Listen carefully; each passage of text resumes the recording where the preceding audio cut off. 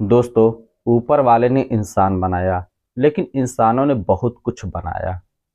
जात, बिरादर, मंदिर, मस्जिद, गुरुद्वारा, इस तरीके से बहुत से धर्म बनाए और इसी के पीछे वो हमेशा भागते रहते हैं कि ऊंच जाति का है और ये नीच जाति का है।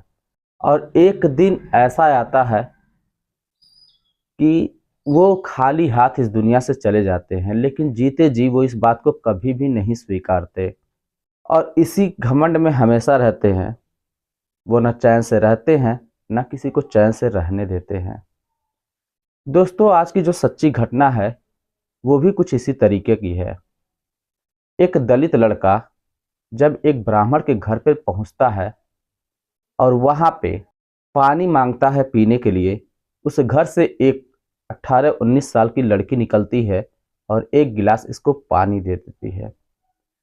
अब ये सब होते हुए उस लड़की के जो भाई थे वो देख लेते हैं और वो इस लड़के के करीब में आते हैं, इस लड़के को बहुत मार मारते हैं। ये लड़का समझ नहीं पाता कि आखिर ऐसा क्यों, इतना मारते हैं कि उसका हाथ तोड़ देते हैं।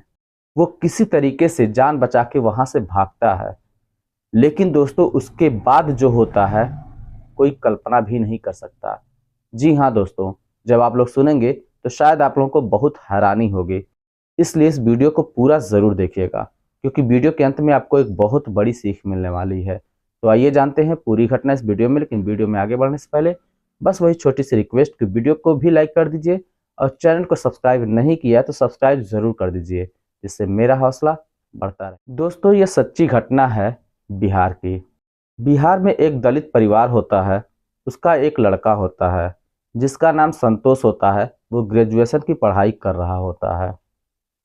उसके पिताजी एक ब्राह्मण के घर पे करीब 20 साल से मजदूरी कर रहे थे। एक दिन उनकी तबीयत खराब हो जाती है, तब ये लड़का उस ब्राह्मण के घर पे पहुंचता है और वहां पे पहुंचकर आवाज़ देता है कि घर में कोई है, लेकिन घर के अंदर से कोई आवाज़ नहीं आती। तब ये लड़का, जिसका नाम संतोष होता है, वो धीरे धीरे करते बरामदे में पहुंच जाता है। जब बरामदे से आवाज़ देता है तो अंदर से एक लड़की निकलती है जिसकी उम्र करीब 19 साल के करीब में होती है। उसका नाम नीलम होता है। वो बोलती है, घर पे कोई नहीं है, आप कौन हैं? तब कहता है कि मेरा नाम संतोष है और मैं जो आपके वहाँ मजदूरी करते थे, जिनका नाम राजा राम है, मैं उन्हीं का बेटा हूँ और मैं यहाँ पे पैसे लेने के लिए आया हूँ। अगर घर में कोई हो तो बुला दीजिए। तब वो लड़की कहती है कि घर में इस समय तो कोई भी नहीं है, सभी लोग बाहर गए हुए हैं, पिताजी भी नहीं हैं। अब ये बात सुनकर जो संतोष होता है वो थोड़ा उदास हो जाता है, सोचता है कि इतनी दूर से आए हैं। दोस्तों, उसका घर 3 किलोमीटर की दूरी पे था और वो साइकिल से धूप में उसके घर पे पहुंचा हुआ था। तो कहता है कि ठीक है, अगर नहीं है तो क्या कर सकते हैं, लेकिन एक काम कर सकती हैं क्या आप? लड़की बोलती है, बोलिए क्या कह रहे हैं, क्या करना है? तब लड़का कहता है कि मैं इतनी दूर से आया हूँ, मुझे प्यास लगी है और एक गिलास पानी मिल जाता तो अच्छा होता। तो वो लड़की कहती है, नीलम, कि क्यों नहीं, बिल्कुल मिलेगा। दोस्तों, वो पहले बाहर की तरफ देखती है तो बाहर की तरफ एक पंप होता है। सोचती है उसी पंप से बोल दूं कि ये जाके पानी पी लें। फिर सोचती है कितनी ज़्यादा धूप है और ये धूप में कहाँ जाएंगे और वो पानी भी गर्म होगा, क्यों ना मैं इन्हें घर के अंदर से फ्रिज की पानी ला कर दूँ, जिससे इनको और भी अच्छा लगेगा। वो कमरे के अंदर जाती है और वहाँ से फ्रिज से एक बोतल निकाल कर लेकर आती है और साथ ही साथ एक गिलास लेकर आती है और इस लड़के संतोष को देती है। संतोष ठंडा पानी पाकर बहुत ही खुश होता है और उस लड़की को धन्यवाद भी देता है। गिलास में पानी को ढालता है और पानी पीने लगता है। अभी आधा गिलास ही पानी पिया होगा, तब तक नीलम के दोनों भाई जो थे वो दोनों भाई आ जाते हैं और ये सब करते हुए देख लेते हैं, यानी संतोष को पानी पीते हुए देख लेते हैं। अब जब संतोष को पानी पीते हुए देखते हैं तो पूछते हैं कि भैया आप कौन हैं, आपको क्या काम है? तब संतोष कहता है कि मैं राजा राम का बेटा हूँ, मैं यहाँ पे मालिक से मजदूरी लेने के लिए आया हूँ। अभी इतना बातें सुनना था कि जो नीलम के दोनों भाई होते हैं वो संतोष को मारना पीटना शुरू कर देते हैं। संतोष को समझ पाता कि आखिर ये लोग मुझे क्यों मार रहे हैं। वो हाय सुख मारे ही जा रहे थे और इतना मारते हैं कि उसका हाथ टूट जाता है। तब नीलम के भाई उससे कहते हैं कि तुम्हारी हिम्मत कैसे हुए मेरे घर के अंदर पहुंचने की और मेरी बहन के हाथों से पानी पीने की। तुम लोग नीच जाति के हो और इस घर में कैसे आ गए? अब इतनी बात सुनना होता है कि किसी तरीके से संतोष वहां से अपनी जान बचाकर जो अपनी साइकिल लेकर गया था वहीं पे छोड़ देता है और भागते भागते फिर अपने घर पहुंच जाता है। जब अपने घर पे पहुंचता है तो अपने पिताजी को देखता है। पिताजी को देखते ही उसकी आंखों में आंसू आ जाते हैं। उसको दर्द तो वैसे भी बहुत ज्यादा हो रहा था। अब जब उसके पिताजी देखते हैं कि उनका बेटा रो रहा है, तब वो अपनी बीमारी भूल जाते हैं और कहते हैं बेटा आखिर हुआ क्या। संतोष अपने पिता को सारी बात न चाहते हुए भी बता देता है। उसके पिता अपनी बीमारी भूल जाते हैं और अपने बेटे को आनन फानन में लेकर अस्पताल में पहुंचते हैं, जहां पे उसे प्लास्टर लगा दिया जाता है। अब प्लास्टर लगाने के बाद फिर संतोष को घर पे लेकर आते हैं। घर पे लेकर आकर बहुत ही उदास मन से बैठे हुए थे, कुछ सोच रहे थे। तब जो संतोष की माँ होती है वो अपने पति से कहती है कि अरे क्या सोच रहे हो, और इस तरीके से उन लोगों ने किया है तो क्या कुछ कंप्लेन वगैरह करना है क्या। इस पर संतोष के जो पिताजी होते हैं वो कहते हैं क्या करूं कंप्लेन, पहले मैं उनके घर पे मैं जाऊंगा और मैं उनसे पूछूंगा कि आखिर उन्होंने ऐसा क्यों किया, उसके बाद मैं कोई कदम उठाऊंगा। अगले दिन संतोष के पिता पैदल ही ब्राह्मण के घर यानी अपने मालिक के घर पे पहुंच जाते हैं। और घर के जो मालिक थे जिनका नाम आनंद होता है वो बाहर ही कुर्सी पर बैठे हुए थे और साथ ही साथ उनके दोनों लड़के भी वहीं पे खड़े थे। जैसे संतोष के पिता पहले जाया करते थे और अपने मालिक को प्रणाम किया करते थे, नमस्कार किया करते थे, उसी तरीके से वो उनके सामने खड़े होकर उनको नमस्कार करते हैं। उसके बाद कहते हैं कि मालिक ये बताइए हमारे बेटे ने क्या गलती किया था जो आपके बेटों ने मेरे बेटे को इतना ज्यादा मारा। इस बात को सुनकर जो आनंद होते हैं वो कहते हैं कि राजा राम तुम तो जानते हो, तुम इतने दिनों से यहाँ पे काम कर रहे हो, यहीं पे रह रहे हो, और तुम्हें पता होना चाहिए कि तुम्हारी हद क्या है, और यही चीज तुम्हारे लड़के को भी पता होना चाहिए था। उसने गलती की, मेरे घर के अंदर पहुंच गया, तो ये बताओ उसको वो सजा मिलना ही मिलना था। मेरे बेटों ने देख लिया और उसके बाद जो है उन्हें जो अच्छा लगा उन्होंने किया। कम से कम उसको ये तो पता चलेगा कि उसने गलती क्या की है, उसने गलती किया तो उसको सजा मिलेगा। अब ये बात सुनकर जो राजा राम थे उनकी आंखों में आंसू आ जाते हैं, उनके पास कोई शब्द नहीं होता कहने के लिए। वो अपना सिर जो है झुका लेते हैं और कहते हैं मालिक ये सब तो मुझे पता है, अभी वो नादान बच्चा है, उसे इन सब चीजों के बारे में क्या पता है। तब आनंद कहते हैं कि अगर नहीं पता है तब तो और भी अच्छा हुआ, कम से कम उसे जानकारी तो हो जाएगी कि उसको कौन सी हद है और क्या करना चाहिए क्या नहीं करना चाहिए। और ये हमारे बेटे हैं, ये हमारे धर्म की रक्षा नहीं करेंगे तो फिर कौन करेगा, तुम कहाँ और हम कहाँ, जरा ये तो सोचो। और वैसे भी तुम अपने बेटे को समझा देना कि आइंदा से वह ऐसी गलती कभी भी नहीं करेगा, वरना फिर उसके लिए अच्छा नहीं होगा। अब इतनी बात जब राजा राम सुनते हैं तो वो और भी चुप हो जाते हैं, कुछ भी नहीं कहते और चुपचाप वहां से फिर उसी साइकिल को लेकर जो उनका लड़का आया हुआ था और छोड़ के भगा था उस साइकिल को उठाते हैं और जाने लगते हैं। तब आनंद फिर टोकते हैं, कहते कि अरे राजा राम तुम तो वैसे ही चले जा रहे हो, तुम अपने बेटे की गलती के लिए माफी नहीं मांगोगे। अब राजा राम जो थे आज के पहले कभी भी अपने मालिक आनंद से कभी भी ऊंची आवाज में बात नहीं किए थे।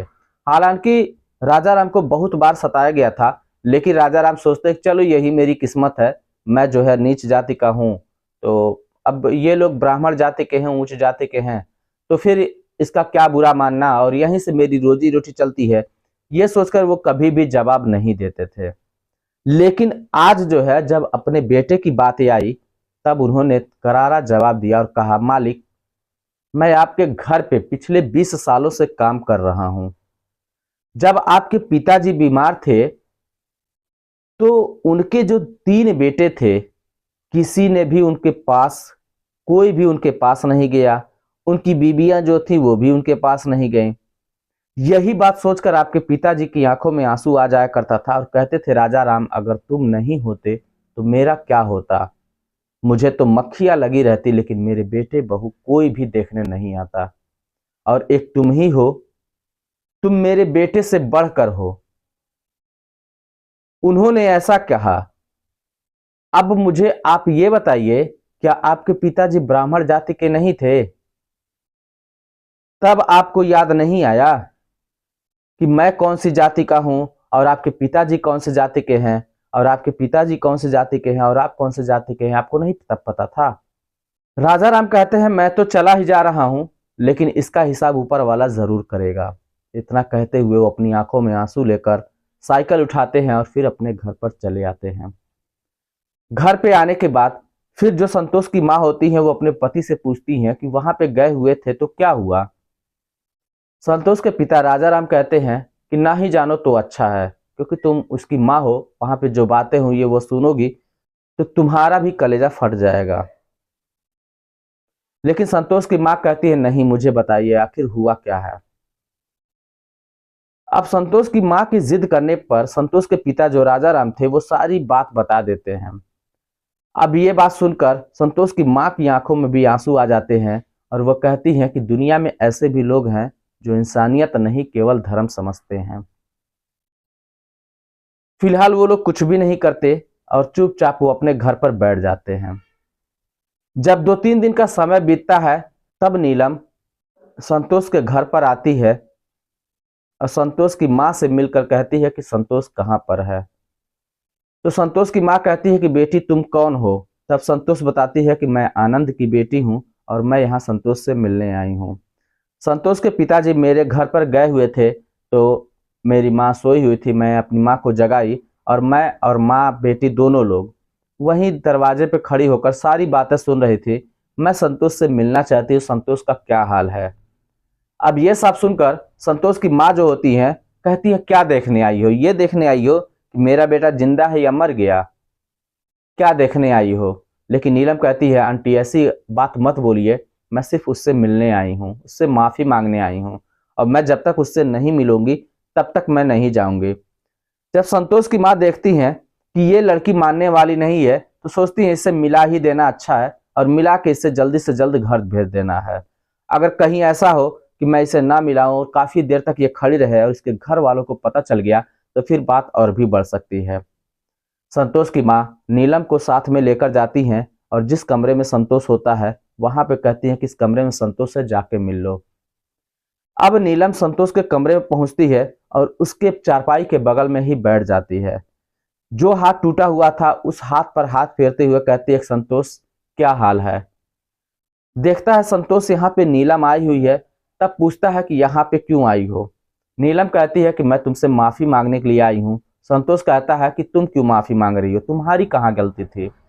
तब नीलम कहती है, गलती मेरे घर परिवार की ही थी, मेरी वजह से ये मार पड़ी, वरना तुमको ये नौबत नहीं आती, तुम्हें जो है इस तरीके से प्लास्टर लगा कर लेटना नहीं पड़ता। सारी गलती तो हमारी ही है, मुझे माफ कर दो। संतोष कहता है कि आखिर लोग दुनिया में ऐसे कैसे कर सकते हैं कि कौन ऊंच जाति का है कौन नीच के जाति का है। इस पर नीलम कहती है कि नहीं जानते, ये सब अशिक्षा का अभाव है। अगर लोग शिक्षित होते तो ये बात कभी भी नहीं करते, लेकिन शिक्षा न होने की वजह से लोग भेदभाव अभी भी कर रहे हैं। संतोष कहता है, अगर शिक्षा से सब कुछ हो सकता है तो लोगों को शिक्षा ग्रहण जरूर करनी चाहिए। खैर कोई बात नहीं, तुम परेशान ना हो, मुझसे तुम्हें कोई दिक्कत नहीं है। अब तुम घर जाओ, वरना तुम्हारे घर वालों को पता चल जाएगा तो बहुत ही बुरा होगा। नीलम उससे अलविदा कहती है। उसके बाद फिर वो घर वापस चली आती है। अब हर दूसरे तीसरे दिन वो संतोष से मिलने जाया करती थी, उसका हाल पता लिया करती थी। इस तरीके से जब कई बार हो जाता है तो संतोष के जो माता पिता थे उन्हें बहुत अजीब लगने लगता है और सोचते हैं कि अगर इस तरीके से नीलम आएगी और कहीं इसके घर वालों को पता चल गया तो फिर तो वो लोग हम लोगों को जान से ही मार देंगे। वो नीलम को भी समझाते हैं और संतोष को भी समझाते हैं, लेकिन नीलम फिर भी नहीं मानती। तब संतोष की माँ जो होती हैं, जब भी नीलम आया करती थी तो उससे कहती थी कि संतोष घर पर नहीं है, और यह कहकर नीलम को वापस लौटा दिया करती थी। नीलम अपने घर चली जाया करती थी। इस तरीके से दोस्तों करीब 10 साल का समय गुजर जाता है। 10 सालों के बाद संतोष कड़ी मेहनत करने के बाद जज बन जाता है। इधर संतोष जज बन जाता है और इधर नीलम जो होती है उसकी पढ़ाई लिखाई पहले ही बंद हो चुकी थी। उसके जो घर वाले थे वो पतन की ओर जाने शुरू हो जाते हैं। उसके जो पिता थे उनको लकवा मार चुका था और जो नीलम के दोनों भाई थे उन दोनों की शादी हो जाती है। दोनों अपनी बीवियों को लेकर किनारे रह रहे थे। कमाई का कोई और साधन नहीं होता तो वो अपने पिता को क्या करते थे, दबाव डाल डाल के उनसे जमीन बिचवाया करते थे और उसी पैसे को खा के उड़ाया करते थे। वो अपने पिता और माता की सेवा भी नहीं किया करते थे। माता और पिता की देखरेख केवल नीलम ही किया करती थी और ये सब करते करते उसकी भी उम्र लगभग 30 साल की हो जाती है। एक दिन संजोग कहिए कि एक दिन नीलम जो है हॉस्पिटल जाती है अपने पिता की खातिर दवा लेने के लिए। संजोग से संतोष भी अपनी सरकारी गाड़ी से वहीं पे आया हुआ था। जब नीलम और संतोष दोनों की नजरें आमने सामने होती हैं, दोनों एक दूसरे को पहचान जाते हैं। तब नीलम कहती है कि अरे संतोष, तुम तो जज बन गए। तब जज साहब कहते हैं, हाँ, मैंने पढ़ लिख के यहाँ तक पढ़ाई लिखाई किया और मैं जज बन गया और इसका श्रेय तुम ही को जाता है। अगर तुम मेरे पास ना आती और तुम मुझे शिक्षा का महत्व ना समझाती तो शायद मैं इस मुकाम पर कभी भी नहीं होता। नीलम कहती है, मैंने ऐसा कुछ भी नहीं किया है, यह तो आपकी मेहनत का नतीजा है जो आप इस मुकाम पर हैं। इन दोनों में इस तरीके से बातें होती हैं और बातें फिर जो है पुरानी यादों को ताज़ा कर देती हैं। फिर दोनों एक दूसरे का नंबर शेयर करते हैं और उसके बाद फिर दोनों की बातचीत होनी शुरू हो जाती है। कुछ समय और गुजरता है। एक दिन संतोष यानी जज साहब और नीलम दोनों आपस में मिलते हैं। फिर दोनों एक दूसरे से सामने सामने बातचीत करते हैं। जज साहब कहते हैं कि नीलम, क्या तुम मेरी जिंदगी में आना पसंद करोगी? क्या तुम मेरे साथ पूरी जिंदगी बिताना पसंद करोगी? इस पर नीलम कहती है कि एक जिंदगी की बात क्यों कह रहे हैं, एक जन्म की बात क्यों कह रहे हैं, मैं तो सातों जन्म आपके साथ निभाने के लिए तैयार हूँ। ये सब बातें होती। इन सब बातों का पता नीलम के भाइयों को चल जाता है तो नीलम के भाई घर पे जाकर फिर अपनी माँ और बहन दोनों को बहुत डांट फटकार लगाते हैं। कहते हैं कि मैं माना वो जज बन गया है लेकिन अभी भी जाति उसका वही है और तुम लोगों के लिए यही अच्छा होगा कि तुम लोग जो है ये रास्ता छोड़ दो, वरना तुम लोगों के लिए अच्छा नहीं होगा। तब नीलम की माँ भड़क जाती हैं और वो अपने दोनों बेटों को कहती हैं, अगर तुम लोग जात धर्म की बात यही कह रहे हो, तुम्हें बदनामी होगी, तो फिर तुम लोगों ने आज तक क्या किया? तुम्हारी बहन 30 साल की हो गई है, हमेशा वो जो है घुट घुट कर रहती है, उदास रहती है। तुम लोग इसकी शादी क्यों नहीं किए? तुम लोगों को करना चाहिए था ना। हम लोग तुम्हारे माता पिता हैं, हम लोगों की सेवा तुमने कब की? इससे बेहतर है कि तुम लोगों को मर ही जाना चाहिए।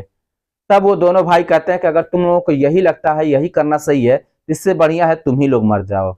अब ये बात नीलम को बहुत ही नागवार गुजरती है। वो तुरंत ही मार्केट जाती है और वहां से कीटनाशक दवा लेकर आती है। कीटनाशक दवा शाम के समय खा लेती है। रात में उसकी हालत खराब हो जाती है, बहुत ज्यादा तकलीफ होने लगती है। तब उसकी माँ नीलम को लेकर आनन फानन में हॉस्पिटल जाने के लिए सोचती है, लेकिन उसके भाई नहीं जाने देते, रास्ता रोक लेते हैं। लेकिन पड़ोसियों की मदद से वो नीलम को अस्पताल लेकर पहुंचती है। अस्पताल में डॉक्टर भी हाथ खड़े कर लेते हैं, यानी कि वो बोल देते हैं कि अब नीलम इस दुनिया में नहीं है। ये देखकर उसकी माँ दहाड़े मारकर रोने लगती है और इधर खबर संतोष को यानी जज साहब को भी पता चल जाता है। जज साहब भी भागे भागे हॉस्पिटल में पहुंचते हैं और वहां पे देखते हैं तो उनकी भी आंखें नम हो जाती है और वो कहते हैं कि नीलम, तुम गलत कह रही थी। तुमने कहा था कि पढ़ाई से जो है ये भेदभाव खत्म हो जाएगा, मगर ऐसा कुछ भी नहीं हुआ। अब वहां से जज साहब फिर अपनी आंखों में आंसू लिए वापिस आ जाते हैं और उधर नीलम का अंतिम दाह संस्कार होता है। तो दोस्तों, आज भी दुनिया में ऐसे बहुत से लोग हैं, आज भी हजारों लोग प्रत्येक दिन इस तरीके से इस चीज का शिकार हो रहे हैं। वैसे दोस्तों, आप लोगों को इस कहानी के बारे में क्या राय है? आपको क्या लगता है, क्या होना चाहिए, क्या नहीं होना चाहिए? आपकी जो भी राय हो आप हमें कमेंट बॉक्स में लिखकर जरूर बताइएगा। चलिए फिर मिलते हैं नेक्स्ट वीडियो में, तब तक के लिए जय हिंद।